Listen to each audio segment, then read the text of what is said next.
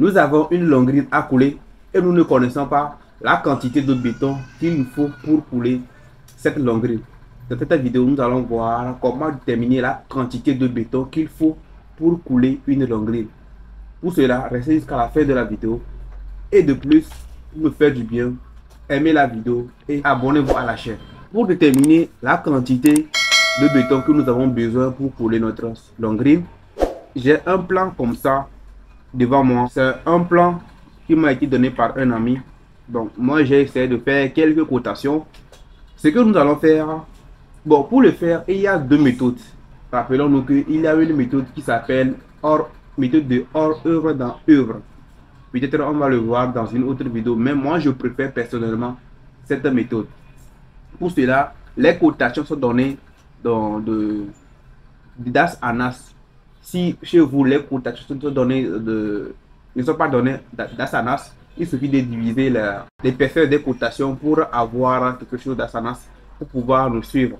Donc ce que nous allons faire, c'est poser la formule qui est égale à LG, longueur générale, LH qui est la longueur horizontale, plus LV qui est la longueur, toutes les longueurs verticales, moins le NE sur 2, moins le ME. Bon, je vais poser la formule et je vous reviens. Voilà notre formule posée. La formule est égale à LG est égale à LH qui est toutes les longueurs horizontales, plus toutes les longueurs verticales, moins NE sur 2, moins ME.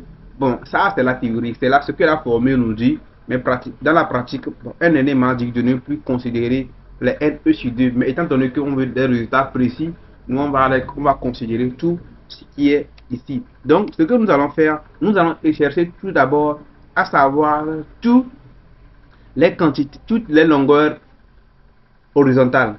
Donc, ce que nous allons faire, nous allons poser LH égale à... Bon, pour les longueurs horizontales, nous avons 4,50 m, nous avons 4 mètres ici, nous avons 4,50 m, nous avons 4 mètres, nous avons également 4 mètres, nous avons 8 mètres 50, nous avons 1 mètre 50, nous avons 2 fois 8 mètres ici, donc, et nous avons, je pense que nous avons 0,80 fois 2, qui est ça et ça. Donc, je vous reviens après avoir sommé toutes ces longueurs horizontales. Comme je le disais, on doit calculer toutes les longueurs horizontales, ensuite toutes les longueurs verticales. Donc, pour toutes les longueurs horizontales, j'ai pris LH qui est égal à 4,50 m. 4,50 m, on la retrouve ici. On la retrouve ici. De plus, on a 4 mètres fois 2, ce qui est égal à 4 mètres qui sont ici, égal à même 4 mètres qui sont ici. Donc, on fait 4 mètres fois 2.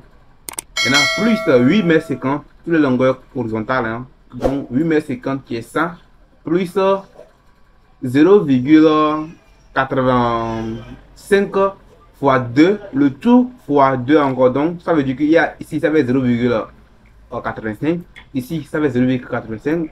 On a la même chose ici, donc le tout fois 2, c'est pourquoi j'ai mis ça comme ça. En plus, on a 8 fois 2, on a une longueur de 8 mètres qui est ici, et égal à 8 mètres qui est ici, donc on a 8 fois 2 qui est ici, donc plus 1,5 mètre de longueur qui est égal à ça. Donc, ce qui nous donne pour toute la longueur horizontale, on a 41,9 mètres.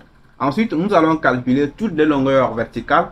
Toutes les longueurs verticales, on a 4 mètres qui est ici, donc 4 mètres fois 2, parce que les mêmes 4 mètres qui sont ici égale à même 4 mètres qui sont ici, donc on fait fois 2. En plus, on fait plus de 6 mètres, on sait que d'ici à ici, ça fait 6 mètres.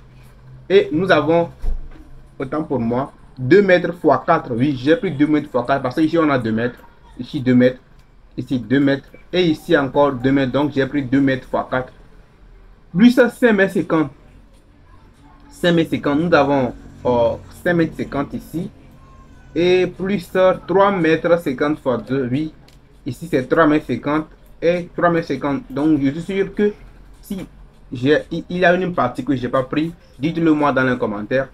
Donc je suis sûr que j'ai pris toutes les longueurs verticales, ce qui donne également une longueur verticale qui est égale à 34,5 5.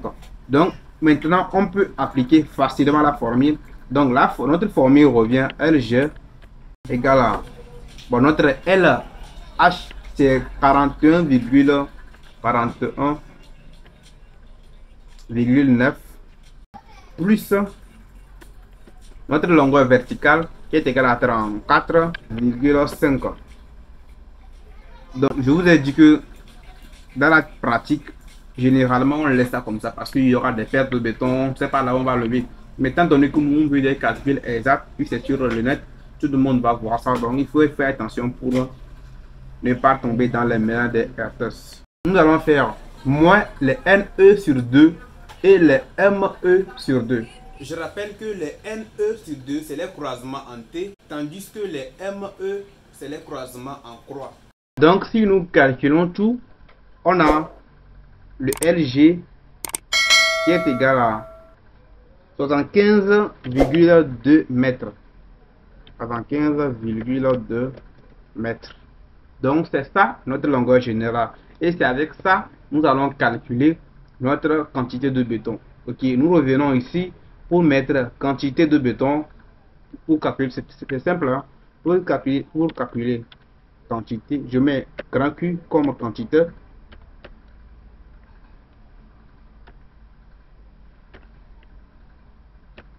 Grand Q comme quantité. Et quantité est égale à les 75,2 mètres multiplié par la largeur de notre longrine. Je vous ai dit c'est 0,2 ou bien pour ne pas dire 20 cm, 0,2 mètres multiplié par encore combien l'épaisseur. Donc généralement c'est 20, c'est à vous de voir si c'est 20, 15. Moi je mets largeur 20 et épaisseur 20. Je parle de largeur, je parle d'ici. La largeur, cette largeur, ok, la largeur c'est 0,20 et l'épaisseur aussi sera également 0,20. Du coup, j'ai multiplié par 0,20 mètres et ce qui va nous donner après les calculs. Bon, je vous reviens pour les résultats. Donc on a multiplié par 0,20 multiplié également par 0,20. Okay. On a 3,008 ce qui est normal. 3,008 mètres cubes de béton. Donc pour réaliser notre longrine, nous avons besoin de 3,008 mètres cubes de béton pour couler notre longrine. Donc c'est facile à faire. Dites-moi dans les commentaires quel état vous voulez voir dans la prochaine vidéo. J'espère que la vidéo vous a plu et on se dit à la prochaine pour une autre vidéo.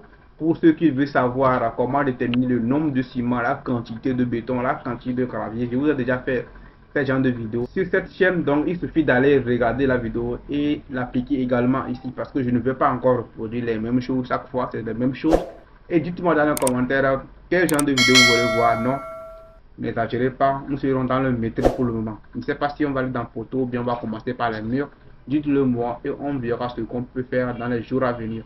On se dit à la prochaine pour une autre vidéo. Ciao, ciao.